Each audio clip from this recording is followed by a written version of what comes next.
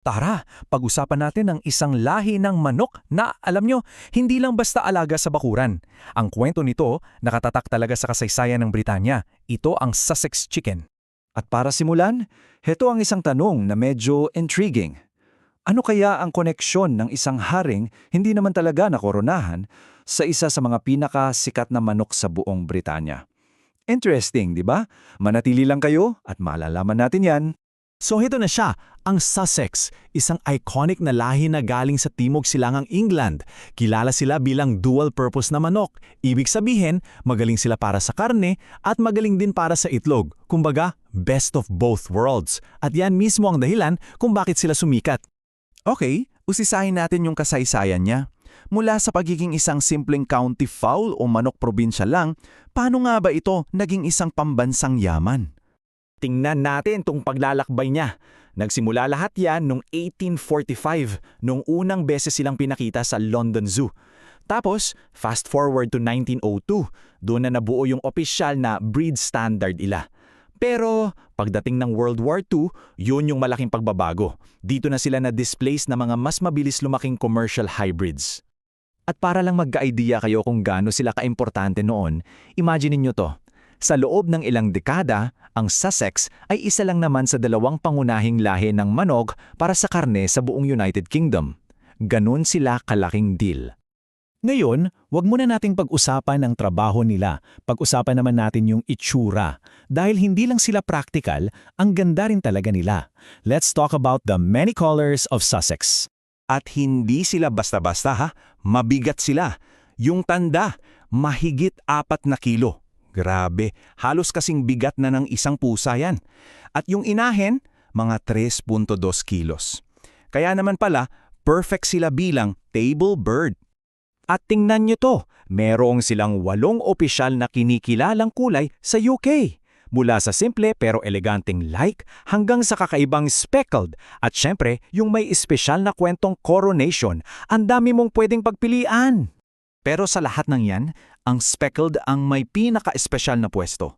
Kasi ito yung pinakauna, yung original kumbaga.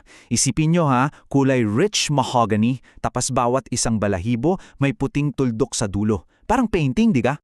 And of course, sino ba namang hindi makakakilala sa light Sussex? Ito ata yung pinakasikat sa lahat. Napaka-classic ng itsura, puting-puti na katawan, tapos may matingkad na itim na guhit sa leeg at itim na buntot. Sobrang linis at elegante tingnan. At dito na tayo babalik sa tanong ko kanina. Sabi rito, nilikha para sa koronasyon ni Edward VIII, isang kaganapan na hindi kailanman nangyari. O di ba? Ano kayang kwento sa likod niyan? Ito na, ang Coronation Sussex. Parehong-pareho ng pattern ng light pero yung mga itim na markings pinalitan ng kulay lavender. Bakit? Dahil ginawa ito para bigyang pugay ang pula, puti at asul ng watawat ng Britanya. Isang makabayang manok para sa isang hari na hindi naman naupo sa trono. Astig ng kwento. So, mula sa pagiging tangunahing table bird, nasaan na ang Sussex ngayon? Dito na natin makikita kung paano sila naging isang certified backyard star. At itong slide na to, perfect na summary ng pagbabago nila. Dati, sila yung hari ng mga malalaking poultry farm para sa karne. Ngayon, sila na yung paborito sa mga bakuran at poultry shoes. Mas naging personal yung value nila. Pinapahalagahan para sa parehong itlog at karne. At huwag nating kalimutan ang pangingiitlog. Kasi dito, hindi rin sila nagpapahuli. Isipin nyo, hanggang 250 itlog bawat taon. Wow! Halos isang itlog yan araw-araw. Kaya naman, perfect na perfect sila para sa sinumang nangangarap ng sariwang itlog tuwing umaga. Kaya ang tanong ngayon, bakit nga ba nananatiling sikat at minamahal ang Sussex hanggang ngayon? Ano ba yung legacy ng isang heritage breed na tulad nila sa modernong panahon? Well, heto yung sekreto sa tagumpay nila.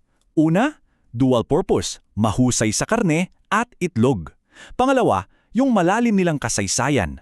Pangatlo, napakaamo at matibay nilang lahi. At syempre, pang-apat, yung 8 nagagandahang kulay na pwedeng-pwede mong ipagmalaki. Ito talaga yung kumpletong pakete. At bilang pangwakas, iiwan ko kayo ng tanang na to. Sa panahon ngayon na halos lahat ay industrial farming na, ano nga ba talaga ang tunay na halaga ng isang heritage breed na tulad ng Sussex? Yan ay isang bagay na sulit pagnilayan.